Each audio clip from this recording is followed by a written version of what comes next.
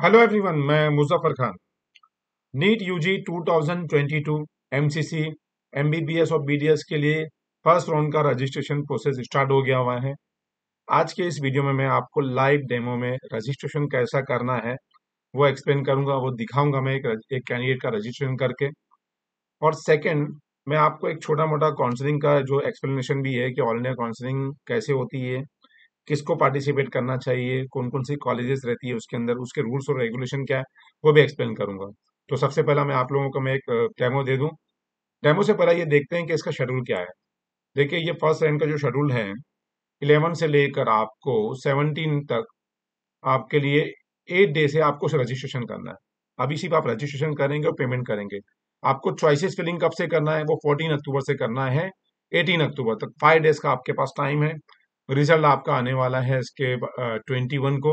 और 22 से लेकर 28 तक आप जाके एडमिशन ले सकते हैं, जो भी कॉलेज आपको अलाउट होएगा। एक सिंपल में मैंने आप लोगों को पहले राउंड का शेड्यूल बता दिया कि अभी आपको सिर्फ रजिस्ट्रेशन करना है। 14 के बाद सीट मैट्रिक्स रिलीज होएगी, उसके बाद आपको चॉइस फिलिंग करना है। और उसके बाद अगर आपका नेम आ गया सिलेक्शन लिस्ट के अंदर, आपका नंबर आ गया, तो आप जाइए एडमिशन लीजिए। 22 से लेकर 28 से डॉक्यूमेंट्स पूरे लेके जाना है, ओरिजिनल डीडी वगैरह लेके जाना है। और सिलेक्शन लेटर डाउनलोड करना है। वहाँ पे सिलेक्शन लेटर अलॉटमेंट लेटर आता है, उसको डाउनलोड करेंगे। नोडल ऑफिसर का नंबर रहेगा उसमें, मोबाइल नंबर से कांटेक्ट करके आप क्या क्या डॉक्यूमेंट्स लगेगा, क्या डीडी लगेगी, वो मालूम करना और जाके एडमिशन ले लेना। अब आते हैं हम अपने मेन पॉइंट पे कि रजिस्ट्रेशन कैसा करना है। चलिए, रजिस्ट्रेशन के लिए यहाँ पे देखो, यहाँ पे विंडो दिख रहा है न्यू रजिस्ट्रेशन, उस पर क्लिक करो। क्लिक करने के बाद एक बात का ख्याल रखना है, यहाँ पे आपको जाना है यहाँ पे न्यू रजिस्ट्रेशन कैंडिडेट रजिस्ट्रेशन पे। जब आप रजिस्ट्रेशन करेंगे तो ये सारी डिटेल है। ये सारी डिटेल मैंने अपने टेलीग्राम ग्रुप पे मैंने डाल दी हूँ। मेरे टेलीग्राम ग्रुप की आपको जो लिंक है ना, ये वीडियो के डिस्क्रिप्शन में मिल जाएगी। अगर जिसने ज्वाइन नहीं किया वो जरूर ज्वाइन कर लें। बहुत ही अपडेट मिलते रहेंगे, बहुत ही ज्यादा हेल्पफुल रहेगा पूरी काउंसलिंग में आपको। एग्री आई एग्री करना है आपको। और उसके बाद आपको एक बेसिक रजिस्ट्रेशन करना है। अब बेसिक रजिस्ट्रेशन पहला स्टेप यही है, वो क्या है वो देख लो। हम्म। हाँ। आप इसके बाद आपको नीट एडमिट कार्ड अपना निकाल के रखो, और आपका स्कोर कार्ड निकाल के रखो। ये दो चीज निकाल के रखो। नीट यूजी रोल नंबर डालना है, नीट यूजी एप्लीकेशन नंबर डालना है। यूजी और ये दोनों आपको स्कोर कार्ड पे मिल जाएगा। कैंडिडेट नेम, सेम नेम आपको डालना है, स्पेलिंग वगैरह की साथ में, जो आपने अपने एडमिट कार्ड या अपने स्कोर कार्ड पे आपके है। याद रखो, जरा भी इधर उधर स्पेलिंग नहीं होना चाहिए। सेम वही फॉर्मेट में नेम डालना है। मदर नेम भी सेम डालना है आपको, जो आपके एडमिट कार्ड या स्कोर कार्ड पे है। सेम वैसे ही डालना है। डेट ऑफ बर्थ डालना है अपना, सिक्योरिटी पिन डालना है और सबमिट करना है। इसके बाद आपका प्राइमरी रजिस्ट्रेशन हो जाएगा। प्राइमरी रजिस्ट्रेशन करने के बाद आपको आपका पासवर्ड बनाना है। पासवर्ड वगैरह बना के बाद अपना मोबाइल आईडी, मोबाइल नंबर और ईमेल आईडी आपका वेरीफाई करना है। आपको ओटीपी आएगी, सबमिट करना है। आपका प्राइमरी रजिस्ट्रेशन हो गया। उसके बाद आपको यहाँ पे जाके लॉग इन करना है, जैसे मैं लॉग इन का बताया था, यहाँ पे लॉग इन करना है। यहाँ लॉग इन करना है, यहाँ पे डिटेल डाल के पूरी। और उसके बाद आपको फिर फॉर्म फिलअप करना है। ये मैं बता रहा हूँ आपको फॉर्म फिलअप करके। ये देखिए, जब आपने आप बन चुका रहेगा आपका प्राइमरी रजिस्ट्रेशन हो गया, आपके पास आपका पासवर्ड आ गया। फिर आपने क्या किया, यूजर आईडी अपना, सॉरी अपना नीट का रोल नंबर डाला, और उसके बाद पासवर्ड डाला, और आपने ये एप्लीकेशन आपका स्टार्ट हो गया। ये रजिस्ट्रेशन फॉर्म जो आप पहले स्टेप में कर चुके हैं। उसके बाद फर्स्ट स्टेप आएगा आपका रजिस्ट्रेशन का, वो ये रहेगा कि आपका वो जेंडर पूछेगा आपको, ये पहला स्टेप है। उसके बाद आपकी नेशनलिटी पूछेगा, आपको इंडियन डालना है यहाँ पे, ये बाई डिफॉल्ट ही रहेगा। यहाँ पे रिलीजन पूछेगा। एक बात का ख्याल रखिए कि दो यहाँ पर माइनॉरिटी कॉलेजेस है। एक जैनिज्म के लिए भी है, जो डीम कॉलेज माइनॉरिटी एसबी के सुमन द्वीप के अंदर, तो यहाँ पे। और एक मुस्लिम, दो माइनॉरिटी कॉलेज है। और एक मुस्लिम बीडीएस का कॉलेज है, गवर्नमेंट कॉलेज है। तो बहुत सोच समझ कर अपना रिलीजन आप चूज कीजिए, जो है वही एक्चुअल करना है। अगर आपने यहाँ पे, हमारे जो कैंडिडेट है वो जैनिज्म है, तो उन्होंने जैनिज्म सेलेक्ट किया। आपकी कैटेगरी जो भी आपको सेलेक्ट करना है वो बाई डिफॉल्ट आएगी। आप इसमें कुछ भी चेंज नहीं कर सकते हैं। जो आपने नीट के एप्लीकेशन फॉर्म में अपनी कैटेगरी डाला था वही बाई डिफॉल्ट आएगी। पर्सन विद डिसेबिलिटी, मतलब फिजिकल हैंडीकैप है कि नहीं है, तो नो सेलेक्ट करना है आपको, भी बाई डिफॉल्ट आ रहा है। आर्म फोर्स के लिए जाना है कि नहीं जाना है, ये एक इंपॉर्टेंट चीज पूछता है। तो हमारे कैंडिडेट को नहीं जाना है। अगर किसी को जाना है तो यस करेगा यहाँ पे। यस करने के बाद फिर वहाँ पे पूना के अंदर उसका इंटरव्यू होएगा, फिजिकल फिटनेस का सर्टिफिकेट होएगा। वहाँ पे एक लिस्ट लगेगी, जितने कैंडिडेट यस किए रहेंगे उनकी लिस्ट लगेगी। लिस्ट के हिसाब से वो लोग, बहुत कम सीटें आपको पता ही है, तो जिसको जाना है वो यस कर सकता है। यस करने के बाद भी वो नहीं भी जाएगा कि इंटरव्यू के लिए या फिजिकल फिटनेस के लिए, तो भी कोई प्रॉब्लम नहीं होएगा। तो कोई टेंशन लेने की जरूरत नहीं, किसको जाना है वो यस करे, जिसको नहीं जाना वो नो करे। और उसके बाद सेव एंड नेक्स्ट करके आगे चले जाए सेकंड स्टेप पे। समझ में आ गया? सेव एंड नेक्स्ट करे आगे चले जाए, सेकंड स्टेप में जाना है। अब सेकंड स्टेप में जाने के बाद आपको क्या चाहिए, यहाँ पे आपकी जो स्कूल का जो नेम जो दिया हुआ है बहुत कम दिया हुआ है, जामिया, एनसीएसी दिल्ली और अलीगढ़ मुस्लिम यूनिवर्सिटी। यहाँ पे जो स्कूल और स्टेट दिया हुआ है, आप अदर सेलेक्ट करना है, क्योंकि आपका नेम यहाँ पे मिलेगा नहीं। तो आपको क्या सेलेक्ट करना है, यहाँ पे अदर सेलेक्ट करना है। याद रखो, अदर सेलेक्ट करने के बाद अपने स्कूल जो है, अदर स्टेट की जो स्कूल का नेम, पास आपने किया है कि नहीं, 12 पास है, ऑलरेडी पास है, जब भी तो आप आए हुए। पासिंग ईयर आपका सेलेक्ट करना है कि कौन सी ईयर में आपने पास किया हुआ है 12। उसका रोल नंबर डालना है कि आपका जो मार्क जो आया था उसका जो पासिंग सर्टिफिकेट का रोल नंबर है वो डालना है। कौन सी स्टेट से पास किया है वो डालना है आपको, बहुत जरूरी है, महाराष्ट्र। स्कूल का नेम और एड्रेस बहुत शॉर्ट में डालना है, यहाँ पे आपको कॉमा या आप फुल स्टॉप डालेंगे वो एक्सेप्ट नहीं करेगा, याद रखो। और उसके बाद स्कूल की पिन कोड डालना है, इतना ही आपको डिटेल डालना है। उसके बाद फिजिक्स में आपके मैक्सिमम मार्क्स मिले, कितने मार्क्स मिले हैं, केमिस्ट्री में मैक्सिमम कितने मार्क्स मिले हैं, बायोलॉजी में मैक्सिमम में कितने मार्क्स मिले, वो डिटेल फिलअप करना है। और उसके बाद सेव एंड नेक्स्ट कर देना है। सेव एंड नेक्स्ट किया आपने। हम्म उसके बाद एक बहुत इंपॉर्टेंट चीज पूछता है कि आपको कौन कौन सी काउंसलिंग में जाना है। अब मैं बता रहा हूँ, ऑल इंडिया कोटा अगर आपने सेलेक्ट किया तो जितनी भी गवर्नमेंट कॉलेजेस है पूरे इंडिया की 15 टका जो है उसकी सीटें आपको मिल जाएगी। आर्म फोर्स हमने नो सेलेक्ट किया तो यहाँ पे नहीं आया है। बीएससी नर्सिंग का भी एडमिशन वहीं से होता है तो हमने उसको सेलेक्ट नहीं किया। जिसको बीएससी नर्सिंग के लिए जाना है वो सेलेक्ट करे। डीम यूनिवर्सिटी हमको जाना है तो हमने सेलेक्ट किया। तो डीम यूनिवर्सिटी में अगर आप जाओगे तो आपको पता है कि आपकी फीस जो आपको सिक्योरिटी डिपॉजिट 2 लाख भरना रहेगा और फीस 5,000 हो जाएगी।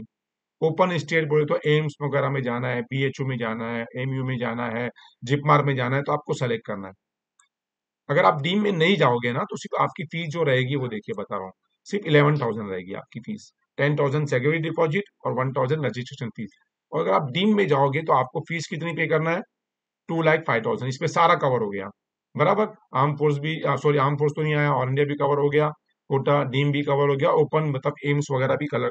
जिसको एम्स वगैरह में जाना है वो जरूर सेलेक्ट करे। वो सेलेक्ट अगर नहीं करेगा तो एम की चॉइसेस को फिलअप नहीं कर सकता, याद रखो। तो इसको जरूर सेलेक्ट करना है आपको यहाँ पे, इसका ख्याल रखिएगा। ये अगर आप ये तीनों अगर डीम निकाल दो और बाकी सब सेलेक्ट करेंगे भी तो आपको कितना आएगा, 11,000 ही पे करना रहेगा। अगर आप डीम की फीस पे कर सकते हो तो आपको डीम कॉलेज सेलेक्ट करना जरूरी है। उसके बाद आपने क्या किया, सेव एंड नेक्स्ट किया। सेव एंड नेक्स्ट किया आपने।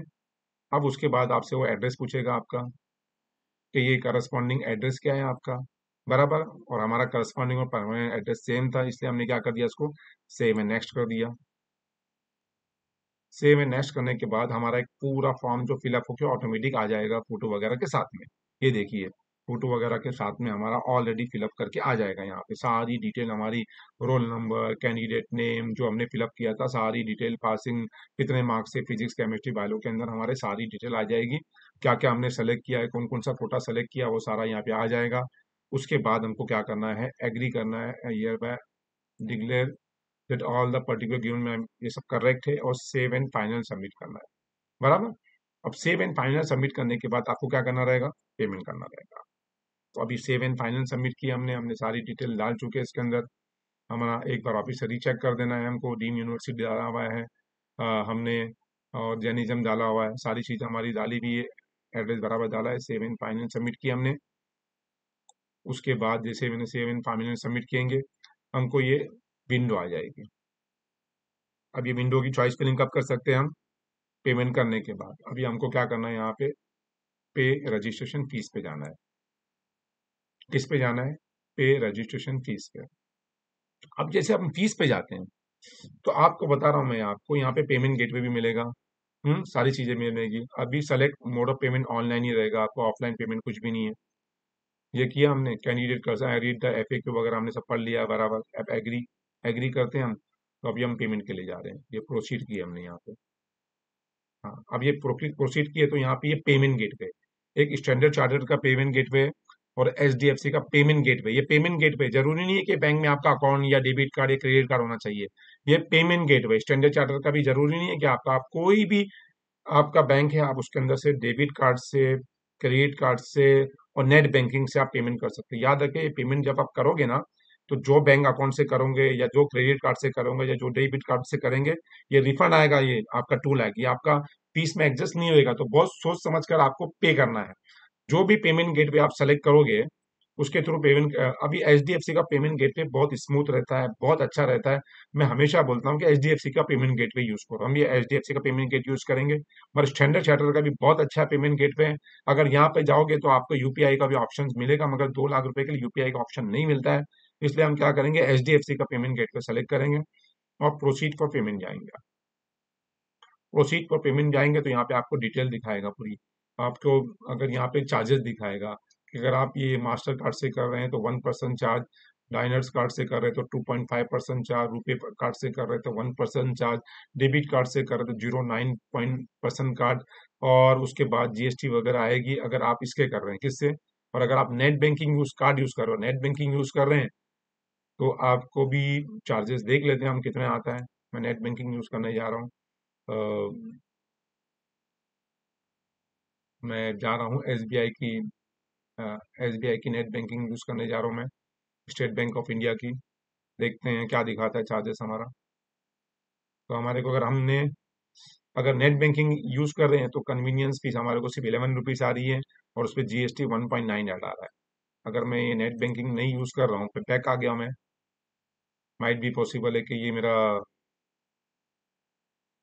ट्रांजेक्शन फेल दिखा दिया, तो मैं बैक आ गया था। चलिए, अभी मैंने इस तरीके से मैंने वापस ये आ गया, वापस मैं पेमेंट के लिए जा सकता हूँ।